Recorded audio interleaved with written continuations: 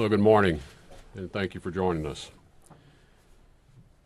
The executive order signed by the President earlier today, protecting the nation from foreign terrorist entry into the United States, is a vital measure for strengthening our national security.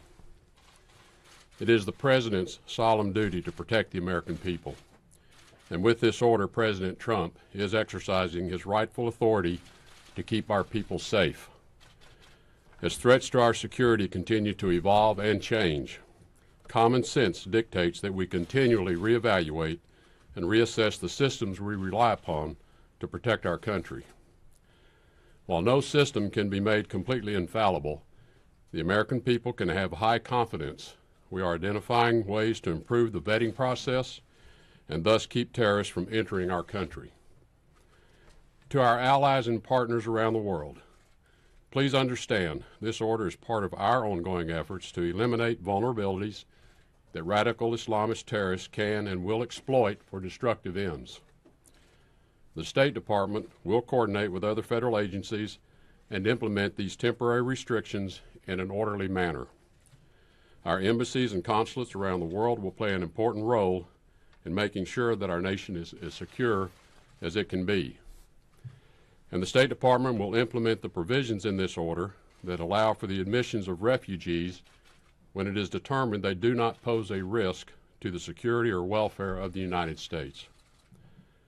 Upon the President's initial executive order issued on January the 27th, the State Department's Consular Affairs and Diplomatic Security offices immediately undertook a review in coordination with the Department of Homeland Security to identify additional measures that would strengthen our vetting of those seeking entry to the United States from 7 named countries. These early efforts were concentrated on Iraq. Iraq is an important ally in the fight to defeat ISIS, with their brave soldiers fighting in close coordination with America's men and women in uniform.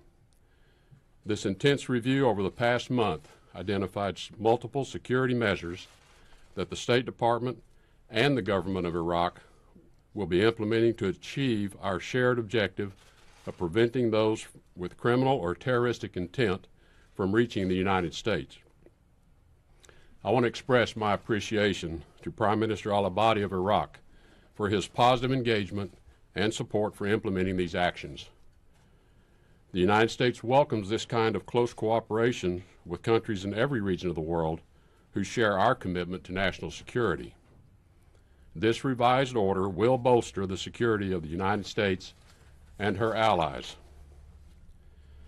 Now, we've spent the morning briefing the Congress, the press, and we will continue to talk with key stakeholders this afternoon. Experts from the Department of Homeland Security, the Department of Justice, and the State Department hosted an hour-long call with the media on this topic this morning. Our collective teams will continue throughout the day to follow up with the Congress, the media, and stakeholders to answer your questions.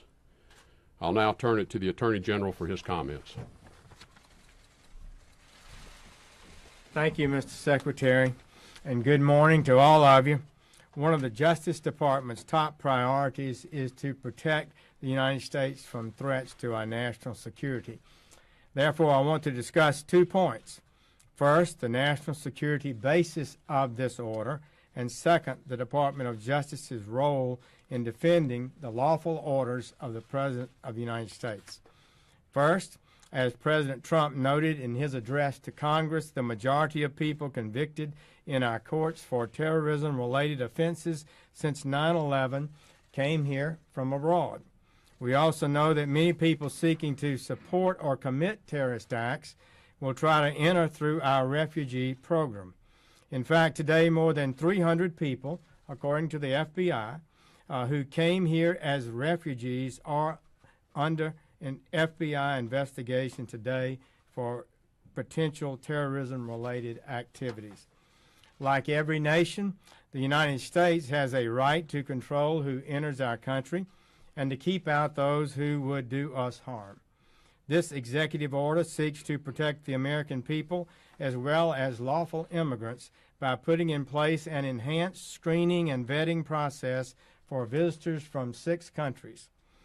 3 of these nations are state sponsors of terrorism. The other three have served as safe havens for terrorist countries where governments have lost control of their territory to terrorist groups like ISIL or Al-Qaeda and its affiliates. This increases the risk that people are admitted here from these countries may belong to terrorist groups or may have been radicalized by them. We cannot compromise our nation's security by allowing visitors entry when their own governments are unable or unwilling to provide the information we need to vet them responsibly, or when those governments actively support terrorism. This executive order responsibly provides a needed pause.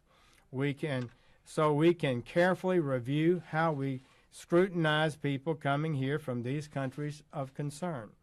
Second, the Department of Justice believes that this executive order, just as the first executive order, is a lawful and proper exercise of presidential authority. This Department of Justice will defend and enforce lawful orders of the President consistent with the core principles of our Constitution. The executive is empowered under the Constitution and by Congress to make national security judgments and to enforce our immigration policies in order to safeguard the American public. Terrorism is clearly a danger for America and our people. The President gets briefings on these dangers and emerging threats on a regular basis. The federal investigative agencies, the intelligence community, the Department of State, the Department of Homeland Security, and the United States military report to the President. Knowing the President would best possess such extensive information, our founders wisely gave the executive branch the authority and the duty to protect the nation. This executive order is a proper exercise of that power. Now, I will turn things over to our able Secretary John Kelly of the Department of Homeland Security. John? Thank you, Mr. Attorney General.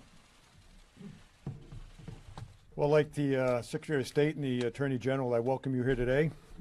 My comments will be relatively brief. Last week, the Department of Homeland Security celebrated its 14th anniversary, first opening its doors on 1 March 2003. This Secretariat was established in response to the devastating attacks of September 11th, when foreign terrorists turned a beautiful but ordinary day into a nightmare.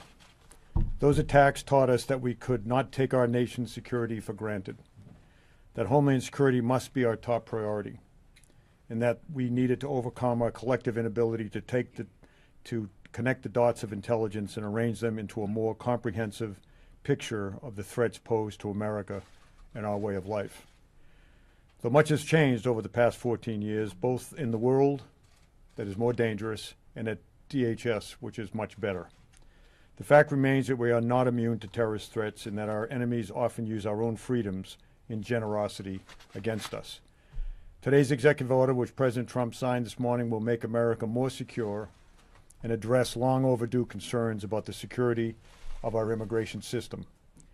We must undertake a rigorous review and are undertaking a rigorous review of our immigration vetting programs to increase our confidence in the decisions we make relative to visitors and immigrants that travel to the United States.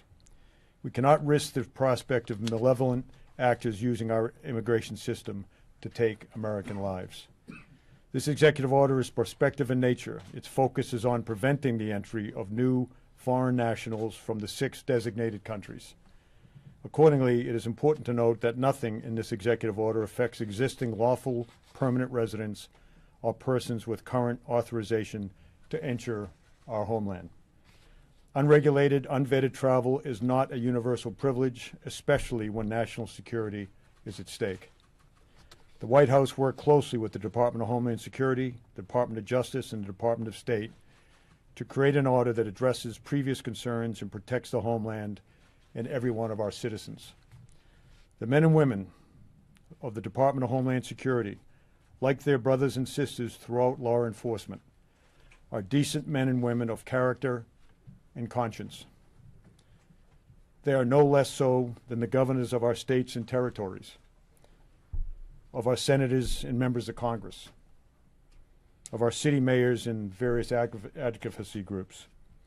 These men and women are sworn to enforce the laws as passed by the United States Congress and would be in violation of the law in their sworn oaths if they did not do so. We do not make the law, but are sworn to enforce it. We have no other option.